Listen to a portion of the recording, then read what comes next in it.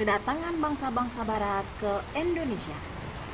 Pelajaran kelas 8 semester 2. Assalamualaikum. Jumpa lagi kita. Kali ini kita akan belajar tentang kedatangan bangsa-bangsa barat ke Indonesia.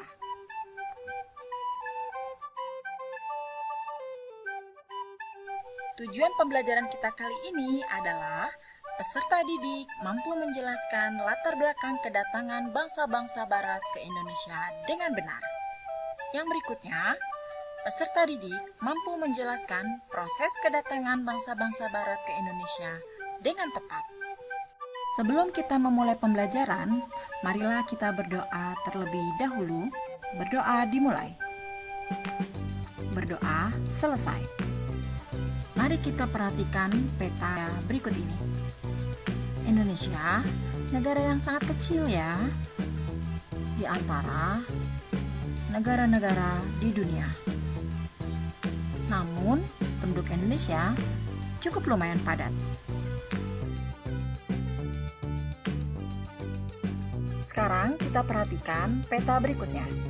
Indonesia, selain dilalui oleh garis khatulistiwa, letak geografis Indonesia sangat strategis karena diapit oleh dua buah samudra, yaitu Samudra Hindia dan Samudra Pasifik. Sekarang, marilah kita perhatikan letak kedudukan Indonesia jika dilihat dari satelit. Indonesia yang sangat kecil ini merupakan negara yang berisi perairan dan juga daratan. Daratan Indonesia sangatlah subur. Ini ditandai dengan warna hijau di seluruh wilayah Indonesia. Indonesia banyak terdapat hutan dan juga tanaman-tanaman yang sangat produktif. Oleh karena itu, Indonesia dijadikan sebagai paru-paru dunia. Jika melihat dari latar belakang bangsa-bangsa barat datang ke Indonesia, negara Indonesia merupakan negara penghasil rempah-rempah. Peran Indonesia dalam perdagangan dan pelayaran antara Asia dan Eropa. Faktor utamanya, seperti yang kita telah lihat dalam peta tadi, letak geografis Indonesia berada pada jalur pelayaran Asia dan Eropa. Selanjutnya, Indonesia sebagai penghasil rempah-rempah. Nah, jika kita bicara masalah rempah-rempah, apa ya yang menjadi daya tarik Indonesia? Ya, Indonesia kaya akan beraneka ragam rempah-rempah. Di antaranya adalah cengkeh, kemiri,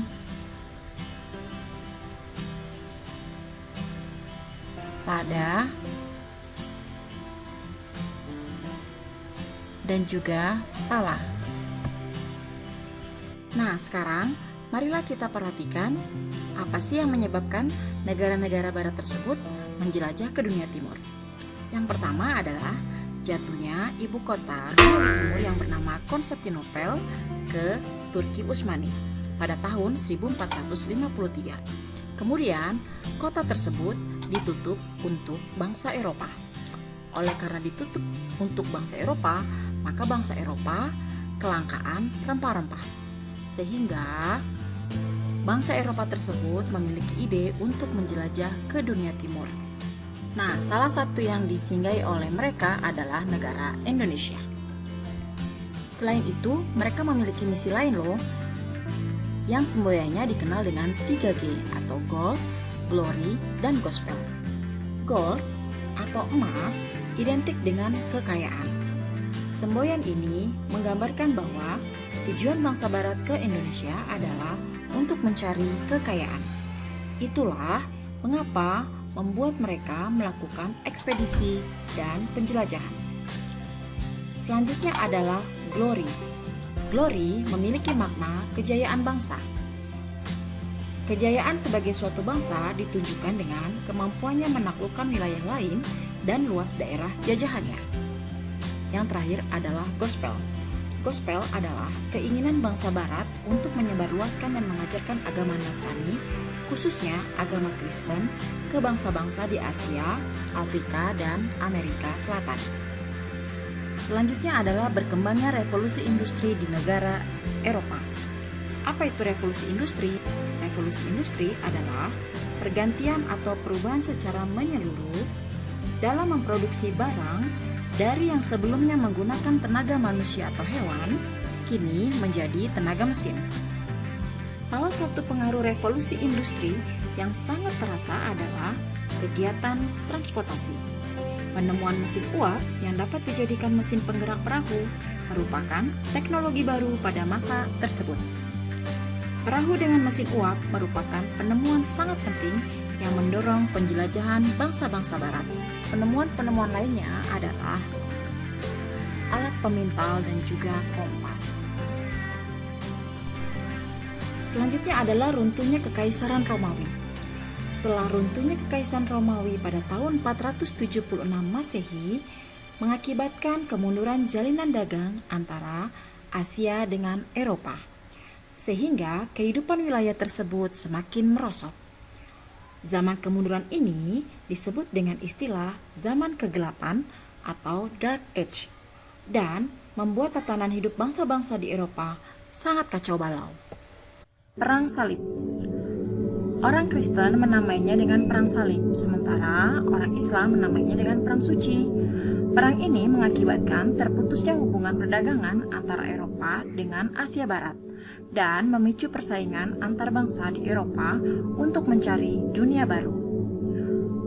Adapun faktor penyebab Perang Salib.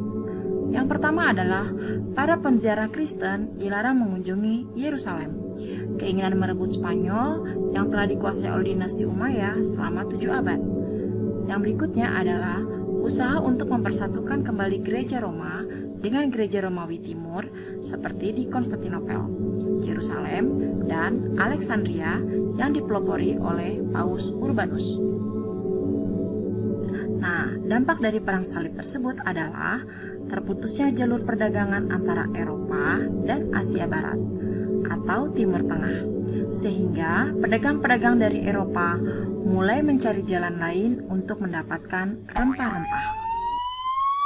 Penjelajahan samudra. Upaya penjelajahan samudra memiliki tujuan untuk mencari rempah-rempah, memperoleh keuntungan sebanyak-banyaknya.